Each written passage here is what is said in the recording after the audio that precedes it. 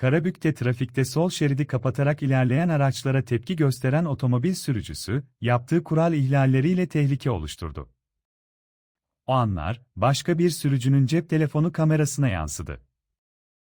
Olay, otomobiller için hız sınırının 82 kilometre olduğu 3 şeritli Şehit Ateşe Reşat Moralı Bulvarı Sanayi Kavşağı mevkisinde meydana geldi.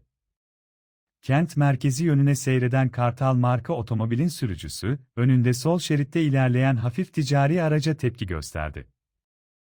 Sağ şeride geçerek hafif ticari aracı sollayan sürücü, yeniden sol şeride geçip yoluna devam etti.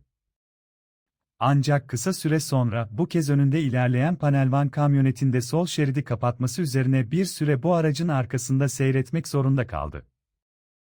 Trafikte yaşanan tehlikeli anlar ve sürücülerin şerit ihlalleri, aynı yönde ilerleyen başka bir araçtaki vatandaşlar tarafından cep telefonu kamerasıyla görüntülendi.